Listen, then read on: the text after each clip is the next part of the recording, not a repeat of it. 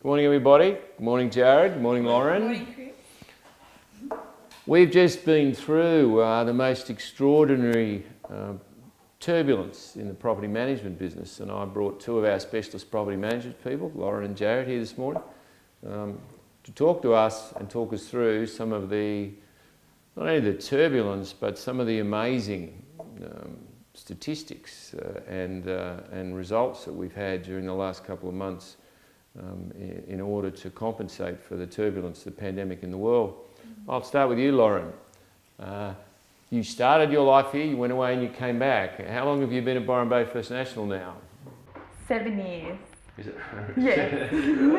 And how did we find you, or how did you find us 7 years ago? I was working down at Harcourts in Ballarat, and they gave me a really good recommendation to come and talk to Chris Hanley and the team at First National. I remember that conversation. We didn't actually have a job when you came here, did we, for you? What did we do with you when you first came here? Yeah, I started on reception and work experience, and you never actually told me if I got the job or not, so I just kept coming back in. 7 years later, you're still here. Yeah. Now, you've got a relatively new job here. You've done a lot of different jobs here, but you're now our BDM. Tell everybody, what is a BDM and what do you do here? Well, my background was in the sales marketing for many years, and I just felt like it was time for a challenge. And so the BDM role is pretty much looking after new landlords when they first come to renting their properties out. I do the market appraisals, I help with the leasing alongside Jared, and just oversee the running of the team. I think, and we'll return to it in a minute, but we've strangely had probably our best few months in new landlords joining our company as a result of you being in the BDM role.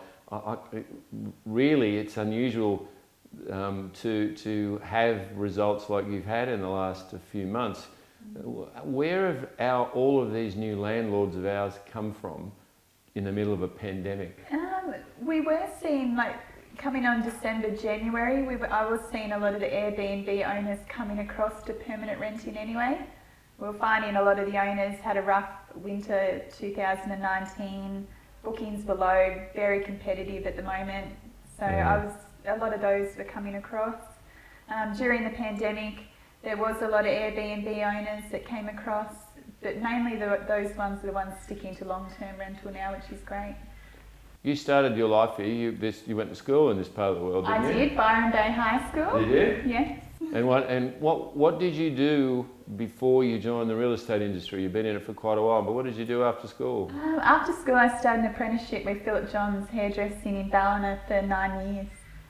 I think of all the professions, I think being a hairdresser is, to me, one where you hear, listen to or talk to people all day, not unlike real estate. It's pretty good training for real estate. Jared, how did we find you? So I came about a year and a half ago, and I came off an ad for a reception role. And so I worked in hotels before that, and basically had a goal that I wanted to get into real estate. So seen the reception role advertised and came down and had a meeting with James and Sue, and here we are now. You're born and bred here originally? No, so I moved from Wollongong, from a little town, Shell Harbour. When I was young, I was about 4 years old. But most of your life? Most of my life I grew up in, Suffolk Park. A lot of surfing down that part of the world. The farm is one of the surfing places. Big surfing spot there. So, cool right now, but... Freezing right now. Yeah. Hence why my family decided to move here, just to get away from the cold and a bit closer to the coast. Customer service, therefore, was your background, and I understand you were down with one of the bigger hotels down in Ballina. Yes. Why did you want to get into real estate? What was it about real estate that appealed to you? I guess, I like the whole hospitality industry, but I guess housing, obviously growing up in Byron Bay, there's so much property around here and so much happening, and my brother was a builder and things like that. And so I was always more interested in the property market than, say, hotels and things like that. But I love the customer service in a hotel, rather than before that, I did more mechanical things, roles. But I like that whole interaction with people, getting to know people and just seeing how you can make a bit of a change in that person's day. Yeah. The two of you have done some amazing things in the last few months, as have the other people who work in our property management team. Jared, in your instance, tell everyone what it is you actually do now, your job description. What do you do every day? So every day I do the leasing. So basically, it's talking to the landlord and then talking to prospective tenants as well. So I carry out all the open houses and inspections. Basically, then we process the applications along with Olivia and put in the new tenants into the properties. But most of my time I spend on the phone chatting with the prospective tenants, then filling in the landlord on, what tenants I think are going to be suitable. Obviously, it's not as easy as black and blue these days. You've got a lot of things to consider when you're putting in a tenant, whether it's going to be a good long-term tenant, or at the moment, obviously, we've had a lot of tenants come through. They're only short-term ones. A lot of people come to the area and they only want to come here for a short-term period.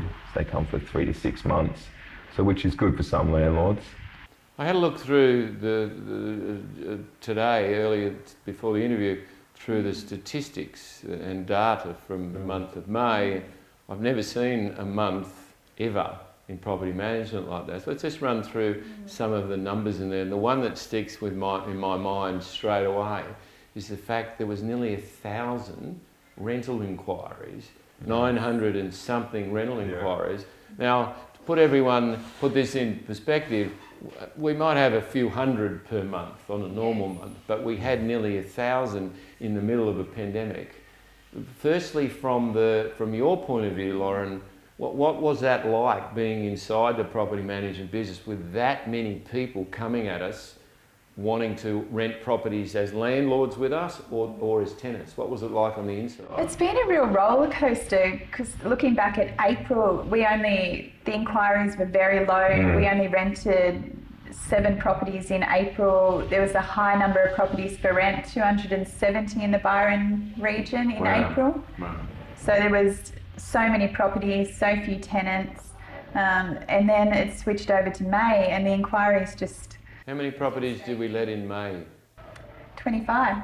So 7 in April, when the pandemic was at its worst, but you were still getting some inquiries move across into May. And that has to be one of the biggest letting months we've ever had. Yeah. And you mentioned another thing, that was 270 vacant permanent property management properties in the Greater Byron area. What's that number look like now, Jared? How many? So at the moment, it's dropped right down to about 153 in the Greater region, and then there's about 50 so properties just in the Byron, where before, those numbers were obviously double. We're always... What about our own business too? We had, I remember at one stage, we must have had about 50 odd vacant properties.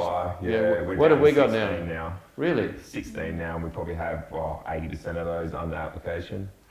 Well, let's talk about that. Normally at this time of the year, in the first couple of weeks of winter, that number's double that. There's nothing about this pandemic that makes any sense, particularly when you're talking to a landlord. For those who don't understand, normally the cycle works as we come into winter, property management numbers go up, which makes sense, and it takes much longer to rent them. Another thing in the statistics I saw today that was of great interest to me was the fact that the days on market for our rental department is a lot different to the rest of the market. What are the days on market here? Yeah, we're really proud to say that our average days on market are 26 compared to the local average of 45, which is quite high. So we're pleased to be under that. Nearly half. That's fabulous. Let's talk about what all the landlords are interested in, and this is the most important, is let's talk about the rents. Let's talk about what's happened to rents. April is different again to May. What happened, Jared, to the rents in April, and what's going on now with the rents in June?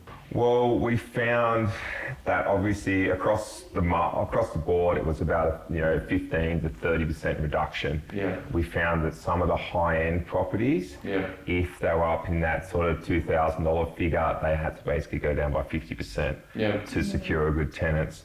Where now we're finding everything's sort of flatlining, leveling again. There's probably maybe a 10% reduction, but with the amount of inquiries coming in, we're seeing we're able to put the prices back up again to to the normal. I bet the landlords are happy with that, and Definitely. that's not that different to some of the tough winters we've had before, where 5, 6, 7%. So if on average the rents now need to be adjusted by between 7 to 10%, that's a very, very good result for the landlords, and you guys have done well. Let me ask also, where are the tenants coming from? Where are the tenants that we're putting into properties, Lauren? Where are those tenants We're coming seeing such a mix of tenants. There's a lot of locals that are moving around, seeing better value in different areas. We're seeing a huge number coming out of Sydney. Bondi. A A lot of people from Bondi. Getting out of heaps of people Bondi. from They're Bondi. making the move, and they're really seeing the value Bondi to Byron. You know, they can get a 4-bedroom brand new home in Byron for $1,200 a week, compared to Bondi. It's like quite little shoe boxes from what they tell me. Yes, it is. And what have you found also in the requirements of the tenants, Jared? When and we were never closed, so our business remained open right through the pandemic, and you guys did a fantastic job of helping the landlords and allowing the tenants to do inspections. What are people looking for in properties at the moment? Has anything changed? You know, are different rooms in the house, for example, become more important than they were before? Yeah, not really. Well, obviously with the way things are changing, definitely a lot of people are looking for a space they can create a home office. So we're finding that where people wanted, say, a 2-bedroom before, they'll go a 3rd bedroom. Yeah. And we found a big increase in the need for furnished properties, where prior, basically we couldn't rent furnished properties. No one wanted them. They just sat there on the market forever, sat up to 45 days on the market. Yes. When COVID hit, we just had this massive boom where I just couldn't keep up the demand with furnished properties. Yeah. I'm finding a lot of people now are going back to basically the 1-bedroom, little sort of more studios. There wasn't much demand. But now we're finding there's a lot more people. I guess a lot of people of their housing situations are changing, where they're having some maybe family or friends that can't afford the rent anymore, so they're going out on their own. So we're finding a lot more demand for those little smaller 2-bedder and 1-bedders. Yeah. Lauren, what are you finding? You've spent a lot of time in the last 3 months talking to landlords.